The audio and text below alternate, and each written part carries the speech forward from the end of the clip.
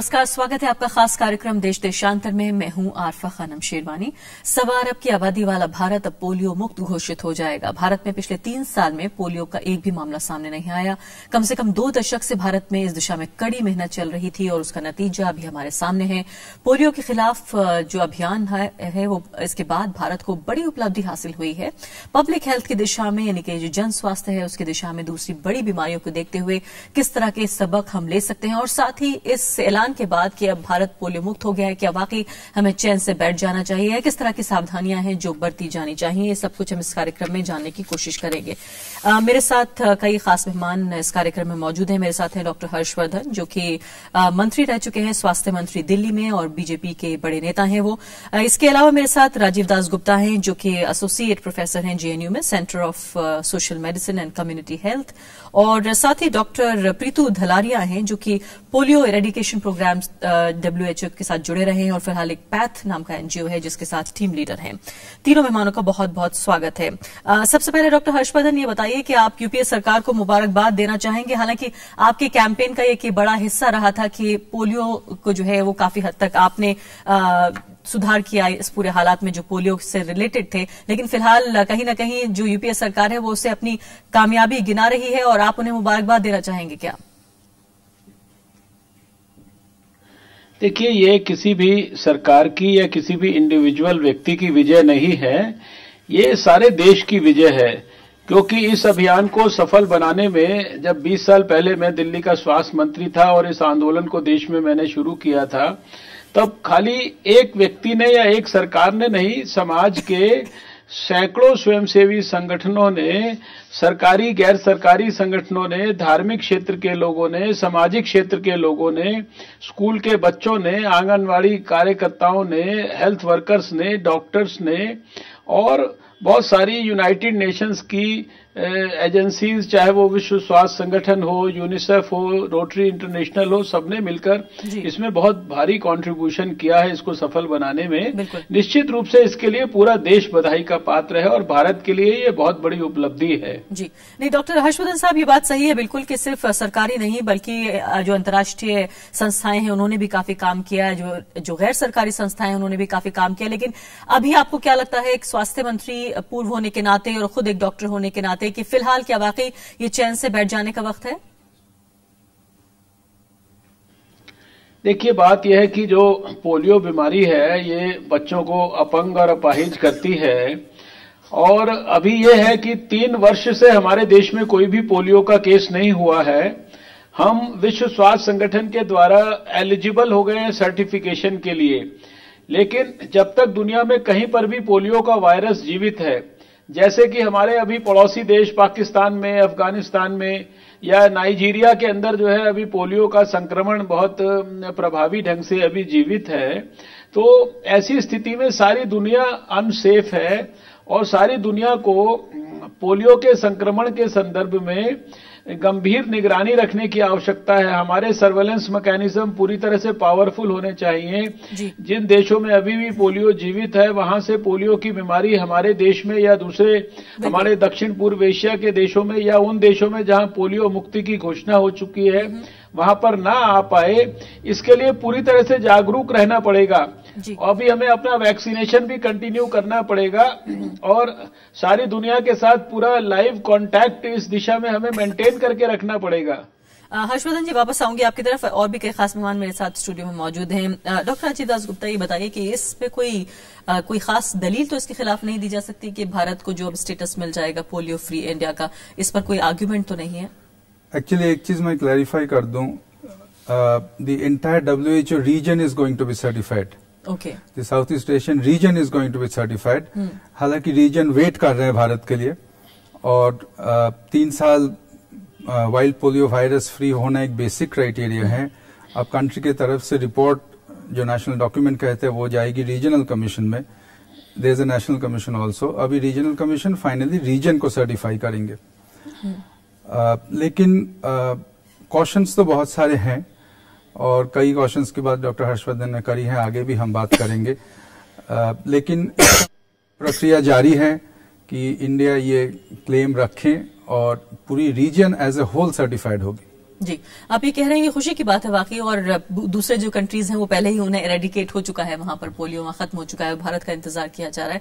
लेकिन ये बताइए कि किस चीज को आप खास श्रेय देना चाहेंगे? हम जानते हैं यहाँ पर एक बड़ी कामयाब कहानी का हम जिक्र कर रहे हो, तमाम अच्छी अच्छी बातें ही होंगी कि भारत ने काफी हद तक पिछले 2 दशक में अच्छा काम किया है, लेकिन किस तरह का जो इम्यूनाइजेशन का जो एक पूरा एक मूवमेंट चलाया गया उसको लेकर, जितना 1000 करोड़ रुपया खर्च हुआ उसको लेकर, ये क्या ऐसी चीज थी जो कि इतना बड़ा इशू? हम जानते हैं कि 2009 तक भी जो है भारत में दुनिया के आधे जितने पोलियो के केसेस थे वो 2009 में भारत में मौजूद थे। इसका ओरिजिनल टारगेट 2000 था, जहां से हम चूक गए, और 2004-2006 ये एक पीरियड था जो काफी अनसर्टेनिटी का पीरियड था। उस समय लग रहा था कि हम क्रॉस रोड्स में हैं, अब आगे कामयाब भी हो सकते हैं या फेल भी हो सकते हैं। 2 बहुत अहम स्ट्रेटेजी अपनाया गया उस फेज में, जो पहली दशक 2000 का पहली दशक का जो सेकंड हाफ है 2007-2008, वो एक है सोशल मोबिलाइजेशन के स्ट्रेटजीज बदले गए, यानी काफी हमारे एरियाज थे जहां सोशल रेजिस्टेंस थे, जिस पे काफी रिसर्च भी हुए और काफी स्ट्रेटजीज, इनोवेटिव स्ट्रेटजीज भी अपनाए गए, काफी मेहनत की गई उसमें। और जैसे डॉक्टर हर्षवर्धन कह रहे थे, ये जो श्रेय जो है वो हजारों हेल्थ वर्कर्स की श्रेय है ये, बिल्कुल। और सेकंड चीज जो है, जो गेम चेंजर है, जो बाइवैलेंट ओरल पोलियो वैक्सीन है, जो पिछले 2-3 सालों में यूज हुआ है काफी वाइड स्केल में, और इंडिया में वो शुरू हुआ। पैदाशुदा बच्चे को जरूरी तौर पे लगा दिया जाता है फिलहाल तो ये 2, अगर ये लास्ट का आखिर का जो फेज है वो देखें तो ये 2 मुख्य गेम चेंजर्स रहे हैं। डॉक्टर धिल्लारिया, चूंकि आपने ग्राउंड पे भी काम किया, जमीन पे आपने काम किया है, और ऐसी कौन सी चीज है, हम जानते हैं कि कई तरह की जो सोशल सामाजिक रुकावटें हैं वो भी उनको भी सहना पड़ा उन टीम्स को जो जाते थे वहां पर पोलियो की दवा खिलाने, लेकिन उस सब के बावजूद किस तरह से पूरी कन्विंसिंग हुई है? क्योंकि कहीं ना कहीं इस अच्छी कहानी को हम पिछले इसलिए याद करने की कोशिश कर रहे हैं, या सिर्फ कोई महिमा मंडन करने की कोशिश नहीं, लेकिन सिर्फ इसलिए ताकि जो दूसरी बड़ी बड़ी बीमारियां हैं जैसे ट्यूबरक्लोसिस है और भी कई बड़ी बीमारियां हैं उनको भी इस्तेमाल किया जा सके, ये जो सबक हमें हासिल हुए हैं उन बीमारियों के लिए। तो क्या ऐसी चीजें हैं जो आपको लगता है काम आई हैं? नहीं, देखिए, पोलियो एरेडिकेशन प्रोग्राम से हमने एक चीज तो एस्टैब्लिश की अपने देश में कि डिजीज सर्वेलेंस को हम कितना इम्प्रूव कर सकते हैं।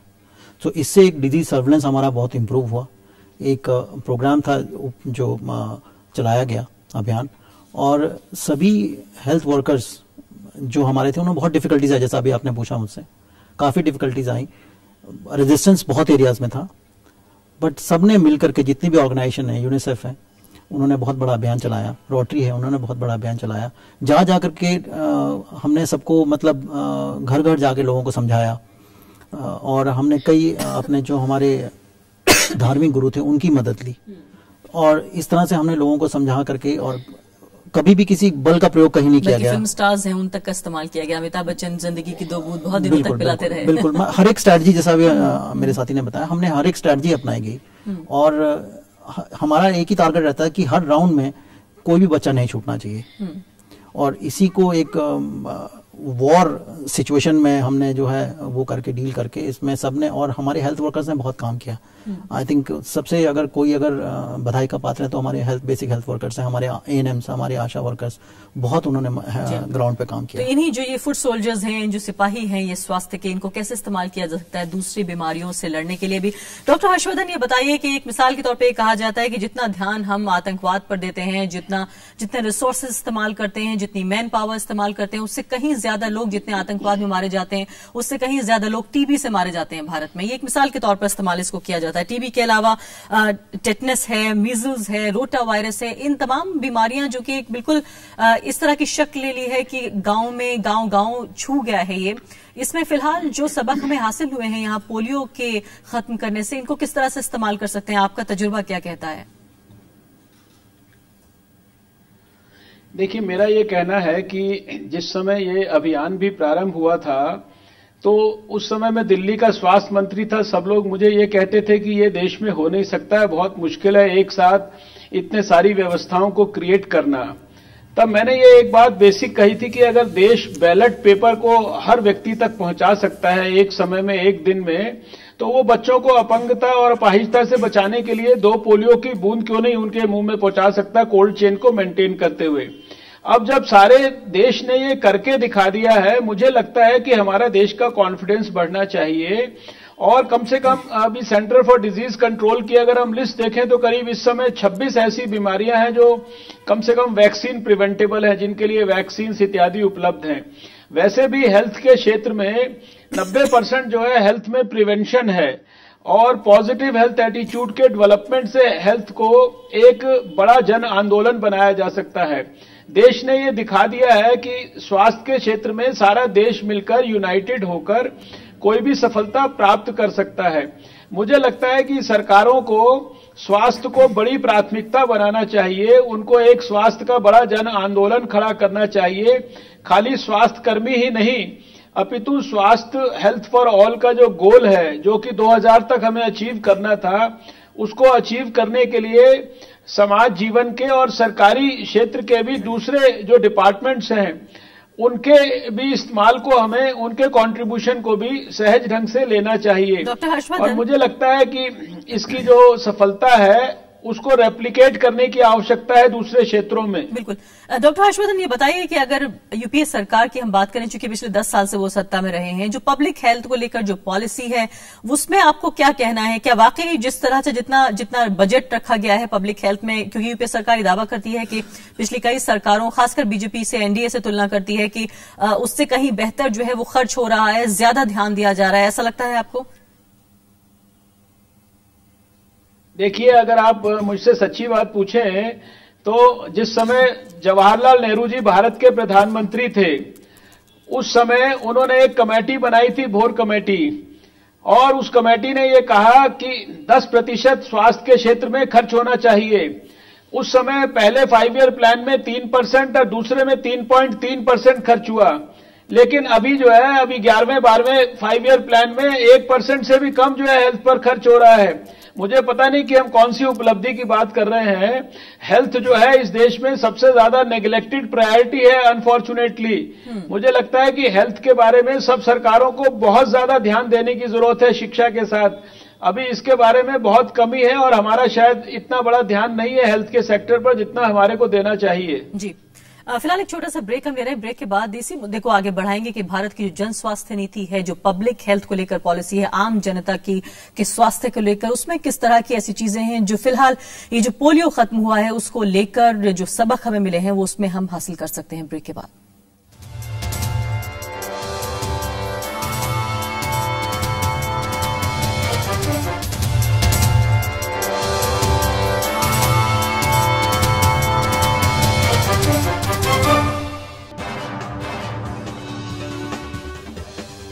जी हाँ, 2 बूंद जिंदगी की जो अमिताभ बच्चन कहते थे, फिलहाल उन जैसे और कई लोग जितनी मेहनतें आई हैं और हजारों लाखों जो फुट सोल्जर्स, जो सिपाही रहे स्वास्थ्य के, उन्होंने आखिर इस बात को कामयाब बनाया है। एक कामयाब कहानी भारत के सामने है कि फिलहाल पिछले 3 साल से पोलियो का कोई भी मामला भारत में नहीं देखा गया है और फाइनली जो है यूनाइटेड नेशंस भारत को इस बात के लिए ऐलान कर सकता है। अब फरवरी में उम्मीद की जा रही है कि अब भारत पोलियो फ्री देश की श्रेणी में आ जाएगा। और जिस तरह से डॉक्टर राजीव दासगुप्ता कह रहे थे कि पूरा जो इलाका है ये माना जाएगा कि इसमें पोलियो के कई केसेस नहीं है। लेकिन डॉक्टर राजीव दासगुप्ता, इसके अलावा ये बात सही है कि पूरा ये रीजन डिक्लेयर होगा, लेकिन मैं चीन का एग्जाम्पल पढ़ रही हूं जहां पर 1 दशक पहले ही जो है चीन पोलियो फ्री हो गया था, लेकिन 2011 में वहां फिर से मामला आया जो माना जाता है कि पाकिस्तान के जरिए पहुंचा। ये एक बहुत रियलिटी है, हकीकत है कि इन्फेक्शन जो है वो देश के अंदर भी ट्रांसमिट हो सकता है किसी फोकस से और बाहर के देश से भी आ सकता है। इनफैक्ट चाइना का ये एक्सपीरियंस है, इसीलिए इंडिया में सर्टिफिकेशन का जो प्रक्रिया है उस प्रोसेस में हर स्टेट का फील्ड लेवल पे इवैल्यूएशन हुआ है, चल रहा है वो प्रक्रिया। और वो इसलिए कि प्रिपेयर्डनेस क्या है, ऐसा ना समझें कि कल ही सारा मेजर्स, प्रिवेंटिव मेजर्स जो है वो खत्म हो जाएंगे। जैसे डॉक्टर साहब पहले भी बता रहे थे कि वैक्सीनेशन जारी रहेगा और ये कब तक का जवाब हम इस समय नहीं दे सकते, कोई भी नहीं दे सकता। हम लेकिन ये भारत की बड़ी चिंताओं में से एक नहीं रहेगा। नहीं, चिंता ये है कि इन्फेक्शन इंपोर्ट हो सकता है और इंपोर्ट होने के बाद वो आउटब्रेक के जरिए वो स्प्रेड कर सकता है। ये एक थ्रेट है। दूसरा थ्रेट ये है कि इस वैक्सीन वायरस के नेचर ये है कि वो म्यूटेट करके एक पैरालिटिक फॉर्म में जा सकता है, जिसे वैक्सीन डिराइव्ड पोलियो वायरस कहते हैं। और कम ज्यादा हर देश में ये VDPV का एक्सपीरियंस रहा है, इंडिया में भी पहले रहा है, और उससे एक आइसोलेटेड या स्पोरेडिक केस भी हो सकता है या उससे आउटब्रेक भी हो सकता है। तो इसलिए ये आउटब्रेक मैनेजमेंट का जो मशीनरी है, जो शक्ति है, उसको प्रिपेयर्डनेस, स्टेट ऑफ प्रिपेयर्डनेस जो है, उस स्टेट ऑफ प्रिपेयर्डनेस में रखना बहुत जरूरी है। तो इसलिए ऐसा नहीं कि कल ही ये सारा मशीनरी डिसमेंटल हो जाएगा, बल्कि एडेड रिस्पॉन्सिबिलिटी आएगी। बिल्कुल। डॉक्टर धलारिया, ये बताइए कि माना जाता है कि बिहार और उत्तर प्रदेश दो ऐसे ये किले थे जिनको ढाना बहुत जरूरी था पोलियो के मद्देनजर।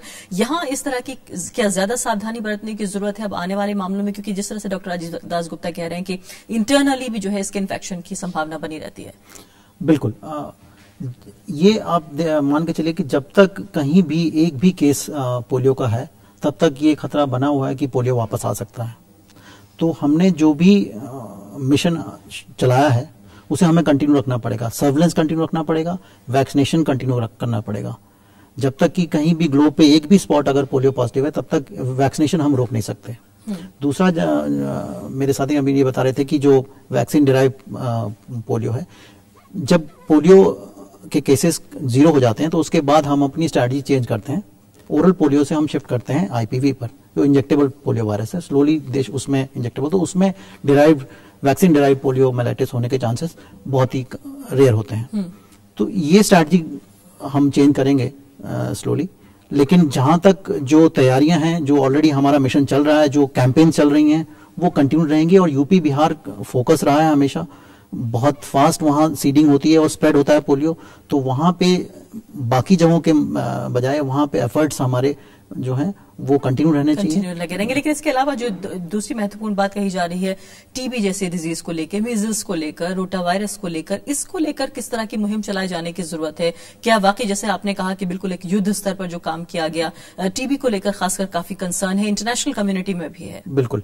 सो देखिए, कुछ डिजीज ऐसी हैं जो कि जिनको हम इरेडिकेट कर सकते हैं, कुछ ऐसी डिजीज है जिनको हम बिल्कुल इरेडिकेट नहीं कर सकते, लेकिन वो कंट्रोल कर सकते हैं। अब नेक्स्ट डिजीज है मीजल। मीजल को हम इरेडिकेट कर सकते हैं। WHO ने ऑलरेडी काम शुरू कर दिया है। हमने ऑलरेडी कैंपेन चलाना शुरू कर दिए हैं मीजल्स के। तो नेक्स्ट टारगेट हमारा मीजल्स रहेगा पब्लिक, कि इसको इरेडिकेट करना है। बाकी डिजीज को कंट्रोल करने के लिए हमारे पास जो हमने पोलियो से सीखा, एक बेहतर सर्विलेंस सिस्टम, जिसके द्वारा हम इमीडिएट डिटेक्ट करें और इमीडिएट प्रिवेंशन के लिए हम स्टेप्स लें। तो आई थिंक ये जो हमने सीखा है पोलियो से, इसको अगर हम प्रॉपर्ली इंप्लीमेंट करेंगे तो डेफिनेटली जो है बाकी डिजीज को भी कंट्रोल करने में हमें बहुत मदद मिलेगी। बिल्कुल। डॉक्टर दास गुप्ता, जब पब्लिक हेल्थ का हम जिक्र कर रहे थे, जो भारत की ओवरऑल इन जनरल पॉलिसी है पब्लिक हेल्थ को लेकर, जन स्वास्थ्य को लेकर, अभी भी माना जा रहा है कि 70% लोग अभी भी अपनी जेब से खर्च करते हैं बीमारियों के इलाज के लिए। आपको लगता है किस तरह के 3 खास बदलाव की जरूरत है भारत को जन स्वास्थ्य की दिशा में? एक तो पब्लिक सर्विसेज स्ट्रेंथनिंग की जरूरत है, जिसमें कोई दो बातें हैं नहीं। और नेशनल रूरल हेल्थ मिशन जो है वो रूरल हेल्थ को स्ट्रेंथन करने की कोशिश की है। कुछ हद तक वो कामयाब भी रहा है, पर काम बहुत बाकी है।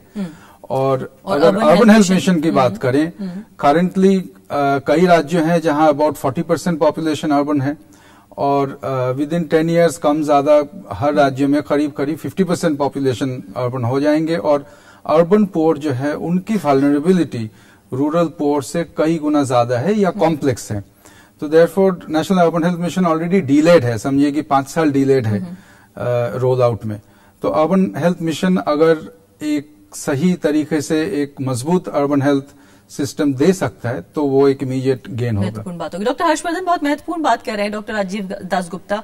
वो कह रहे हैं कि फिलहाल जो रूरल हेल्थ मिशन था भारत का, यूपीए सरकार ने शुरू किया, अब अर्बन हेल्थ मिशन के ऊपर ज्यादा ध्यान देने की जरूरत है। आप खासकर बीजेपी जो माना जाता है कि शहरों में ज्यादा ध्यान देती है, क्योंकि कहीं ना कहीं हर चीज राजनीति से जुड़ी हुई है, राजनीतिक इच्छा शक्ति से जुड़ी हुई है।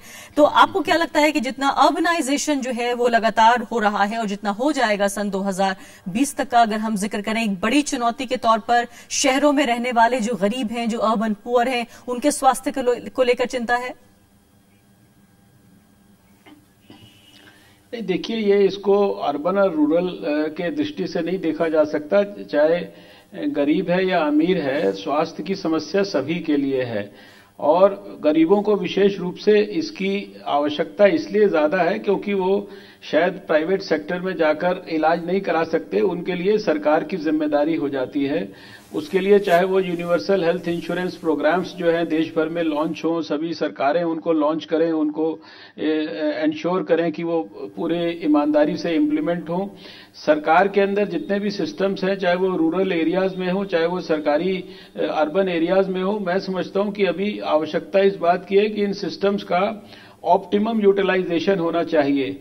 सबसे बड़ी बात यह है कि मैं समझता हूं स्वास्थ्य के क्षेत्र में स्वास्थ्य को बेहतर करने के लिए जो स्वास्थ्य शिक्षा है, ये लोगों को बड़े पैमाने पर देने की आवश्यकता है और इसका काम हमारे स्कूलों से प्रारंभ होना चाहिए। स्कूलों के करिकुलम के अंदर health education, positive health education बड़े पैमाने पर शामिल हो। अभी विश्व स्वास्थ्य संगठन का ये मानना है कि दुनिया का 46% डिजीज बर्डन फिजिकल इनएक्टिविटी के कारण है। तो मैं ये समझता हूं कि बच्चों के लिए खेलने के मैदान बड़े से बड़े पैमाने पर विकसित हों। जो खेल कूद है ये बच्चों के नेसेसरी करिकुलम का पार्ट बने। हर बच्चा कम से कम एक खेल में, 2 खेल में पार्टिसिपेट करे। इनडायरेक्टली बहुत सारे ऐसे काम हैं, हम समाज के न्यूट्रिशन के ऊपर ध्यान दें। गरीबी को हम जब दूर करेंगे तो स्वास्थ्य अपने आप बेहतर होगा। पॉवर्टी एलिविएशन प्रोग्राम्स के ऊपर हमें विशेष ध्यान देना पड़ेगा। और मैं समझता हूं कि ये जो स्वास्थ्य जिस दिन सरकारों के लिए एक बड़ा प्राथमिकता का क्षेत्र बन जाएगा, तो फिर उसके माध्यम से उस दिन हम बाकी अमेरिका बन जितने जाएंगे। विभाग हैं उन सब विभागों को भी अपनी स्वास्थ्य के प्रति जो है ध्यान देना पड़ेगा। हर विभाग के अंदर इतनी सारी चीजें हैं, आपने कहा कि जिस दिन दूसरे स्वास्थ्य विभाग पे ध्यान देंगे, समाज के स्वास्थ्य को खराब करने। बिल्कुल, समय समाप्त हो गया है और मैंने खासकर इसलिए इस बात को कहा क्योंकि अमेरिका में स्वास्थ्य जो है एक बहुत बड़ा मुद्दा है, बड़ा चुनावी मुद्दा भी है और शायद भारत उस दिन उतना विकसित भी कहलाएगा जहां जब वोट करने जाएगा तो ये भी ध्यान रखेगा कि कौन सी पार्टी है जो मेरे स्वास्थ्य का सबसे ज्यादा ख्याल रखेगी। और न्यूट्रिशन का भी आपने खासकर जिक्र किया जो बहुत महत्वपूर्ण है। भारत में जो करीब 40% से ज्यादा बच्चे जो हैं वो न्यूट्रिशन यानी कि पोषण से जो है वो कमी उनमें पाई जाती है। बहुत बहुत शुक्रिया डॉक्टर हर्षवर्धन साहब आपका, डॉक्टर राजीव दास गुप्ता और डॉक्टर पृथु धलारिया, आप तीनों का बहुत बहुत शुक्रिया। तो 2 बूंद जिंदगी की, कम से कम पोलियो वाले लोगों को तो मिल गया है। वो बच्चे जो पोलियो से प्रभावित रहे, जो सालों हमने देखा है, वो तस्वीरें जो दर्दनाक लगती थी, अब कम से कम उसमें राहत तो जरूर मिल रही है। लेकिन इंतजार इस बात का है कि इसी तरह का कैंपेन, इसी तरह की मुहिम दूसरी बीमारियों के लिए भी चलाई जाए। इसी के साथ अभी के लिए इतना ही, नमस्कार।